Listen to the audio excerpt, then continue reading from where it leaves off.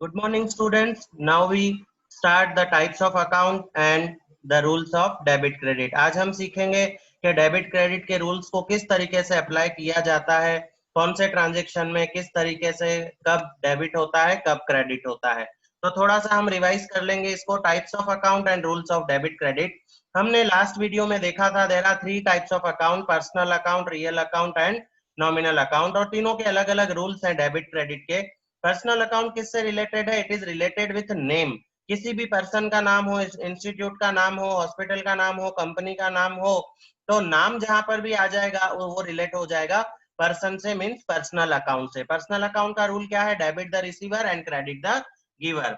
फिर सेकंड आता है real account. Real account it is related with goods and assets, और गुड्स में आ जाता है purchase, sale, purchase return, sales return. Assets में जितनी भी हमारी प्रॉपर्टी है, land, building, machinery, furniture, cash balance, bank balance, और जो भी हमारी एसेट्स हैं वो सब आ जाती हैं रियल अकाउंट में। रियल अकाउंट का रूल क्या है? Debit what comes in, credit what goes out. फिर आता है nominal account. Nominal account is related with expense, loss, income and profit. तो जितने भी खर्चे होते हैं, जितनी भी इनकम होती है, जितने भी लॉस होते हैं और जितने भी प्रॉफिट होते हैं बिजनेस में, वो सब इंक्लूड हो जाते हैं किसमें? नॉमिनल अकाउंट में। नॉमिनल अकाउंट का रूल है debit all expenses and loss, credit all incomes and profit. अब ये हमने थोड़ा सा रिवीजन कर लिया। अब हमको कुछ बातें ध्यान में रखनी है। हम जब भी अकाउंट लिखेंगे, अकाउंट प्रिपेयर करेंगे, तो हमेशा याद रखना है कि हम अकाउंट प्रिपेयर कर रहे हैं बिजनेस का, बिजनेस के ओनर का अकाउंट नहीं बना रहे हैं। हम बिजनेस का अकाउंट मेंटेन कर रहे हैं। बिजनेस का ओनर एक अलग पर्सन है, बिजनेस एक अलग पर्सन है। हम बिजनेस का अकाउंट लिख रहे हैं।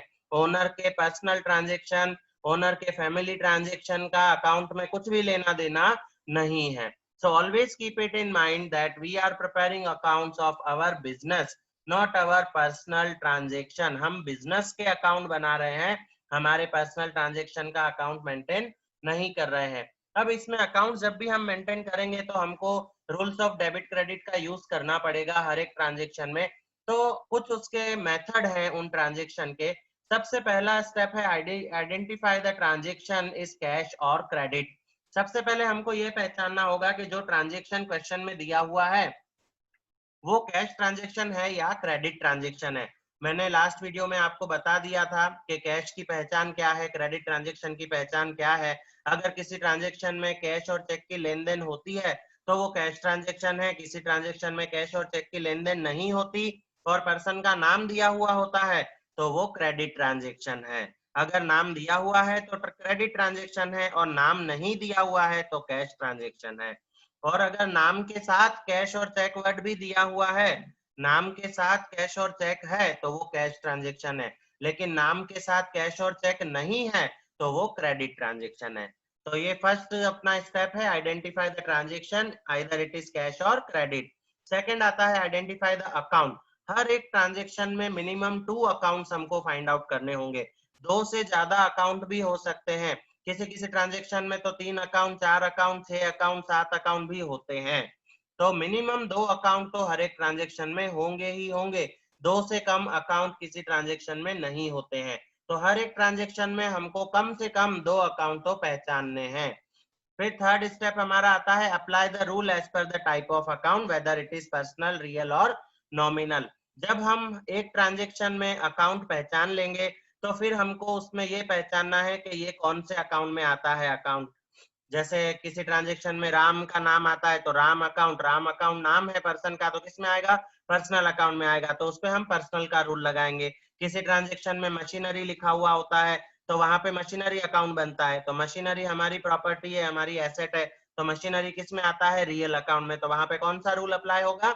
रियल अकाउंट का रूल अप्लाई होगा। तो इस तरीके से हमको पहचानना होगा और फिर रूल के अकॉर्डिंग हम या तो उसको डेबिट इफेक्ट देंगे या तो उसको क्रेडिट इफेक्ट देंगे। तो जैसे हम एग्जांपल लें, जैसे फर्स्ट एग्जांपल है sold goods of ₹600 to Jatin. Jatin को हमने गुड सेल किया 600 रुपए का। देखो जतिन का नाम आ गया। सबसे पहले पहचानना है ट्रांजेक्शन कैश है या क्रेडिट है।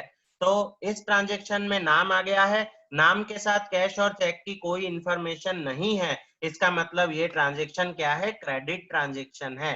अब इसमें कौन से 2 अकाउंट बनेंगे? तो एक तो इसमें बनेगा जतिन अकाउंट, और जतिन को हमने सामान बेचा है, तो जतिन सामान ले रहा है, Jatin is receiver, Jatin receives good, so he is receiver. तो यहाँ पे बनेगा जतिन अकाउंट, और जतिन अकाउंट किस में आता है? पर्सनल अकाउंट में आता है। तो पर्सनल का रूल क्या है? Debit the receiver. जो रिसीवर है उसको क्या करो? डेबिट करो। तो जतिन क्या है? रिसीवर है, तो जतिन को क्या करेंगे? हम डेबिट करेंगे, तो जतिन अकाउंट डेबिट होगा। फिर इसमें दूसरा अकाउंट कौन सा बनेगा? Goods sold. हमने गुड्स बेचा है, तो जब भी हम गुड्स सोल्ड करते हैं तो बनता है सेल्स अकाउंट। कौन सा अकाउंट बनता है? Sales account. अब गुड्स जब हम बेच रहे हैं तो क्या हो रहा है? गुड्स हमारे बिजनेस से जा रहा है, goods goes out from the business. अब गोज आउट है और गुड्स है, तो गुड्स किस में आता है? रियल अकाउंट में आता है। तो रियल अकाउंट का रूल क्या है? Debit what comes in, credit what goes out. तो गुड्स हम बेच रहे हैं, सेल कर रहे हैं, तो गुड्स हमारे पास से जा रहा है, गोज आउट हो रहा है, गोज आउट को क्या करेंगे? क्रेडिट करेंगे, तो सेल्स अकाउंट क्रेडिट हो जाएगा। इस तरीके से हम हर एक ट्रांजेक्शन में जो है ये चीजें ध्यान रखेंगे। अब सेकेंड हम देखें एग्जांपल, तो purchase goods of ₹1000 from Ram. Ram के पास से हमने 1000 का गुड्स परचेज किया। देखो इसमें भी नाम आ गया राम का। राम कौन है? पर्सन है। और देखो नाम के साथ में कैश या चेक नहीं है। राम के साथ कैश और चेक न होता तो वो कैश ट्रांजेक्शन होता, लेकिन राम के साथ कैश और चेक नहीं दिया, मतलब ये कैश ट्रांजेक्शन नहीं है, ये क्या है? क्रेडिट ट्रांजेक्शन है। तो क्रेडिट ट्रांजेक्शन में एक तो बनेगा नाम का अकाउंट, मतलब राम अकाउंट, तो राम इज गिवर। हमने राम से खरीदा है, तो राम हमको सामान दे रहा है, तो राम जो है गिवर है, तो राम अकाउंट क्या हो जाएगा? क्रेडिट हो जाएगा, क्योंकि पर्सनल अकाउंट का रूल क्या है? Debit the receiver, credit the giver. तो राम गिवर है, इसलिए राम क्या हो जाएगा? क्रेडिट हो जाएगा। फिर हमने परचेज गुड्स है, परचेज गुड्स मतलब गुड्स बिजनेस में आ रहा है, हम कुछ भी खरीदेंगे तो जो भी खरीदा जाएगा वो बिजनेस में आएगा। तो goods comes in business, goods comes in business. Real account का रूल क्या है? वो डेबिट व्हाट कम्स इन, जो कम्स इन हो रहा है उसको डेबिट करना है। तो परचेज अकाउंट कम्स इन हो रहा है, तो परचेज को क्या करेंगे? हम डेबिट करेंगे। जब भी गुड्स परचेज किया जाता है तो परचेज अकाउंट बनता है, और जब भी गुड्स सेल किया जाता है तो सेल्स अकाउंट बनता है।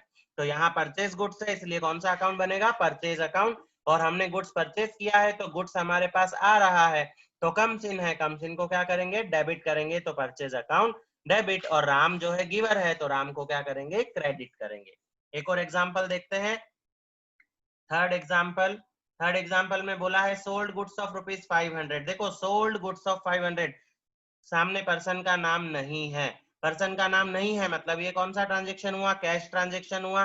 तो इसमें हम सोल्ड गुड्स कर रहे हैं, मतलब गुड्स हमारे पास से जा रहा है, हम बेच रहे हैं, तो goods goes out, goods goes out. तो गोज आउट के लिए रूल कौन सा आएगा? रियल अकाउंट का रूल आएगा, debit what comes in, credit what goes out. Goods हमारे पास से जा रहा है, जो जा रहा है उसको क्रेडिट करना है, तो सेल्स अकाउंट क्या हो जाएगा? क्रेडिट हो जाएगा। अब जब हमने सामान बेचा है और सामने वाले का नाम नहीं है, इसका मतलब हमने सामान बेचा और हमको पैसा मिला। पैसा मिला तो क्या मिला? कैश मिला। अगर चेक मिला होता तो क्वेश्चन में लिखा होता कि चेक रिसीव, बट क्वेश्चन में चेक रिसीव लिखा हुआ नहीं है, मतलब हमको कैश मिला है। तो cash comes in, cash comes in तो बनेगा क्या? Cash account. और इसमें भी रियल अकाउंट का रूल अप्लाई हो जाएगा। कैश कम्स इन तो डेबिट व्हाट कम्स इन, जो आ रहा है उसको डेबिट करो। कैश आ रहा है तो कैश को क्या करेंगे? डेबिट करेंगे। तो कैश अकाउंट हो जाएगा डेबिट, और क्रेडिट क्या हो जाएगा? Sales account. जो गुड्स हमारे पास से जा रहा है उसको हम क्रेडिट करेंगे, तो क्रेडिट हो जाएगा सेल्स अकाउंट।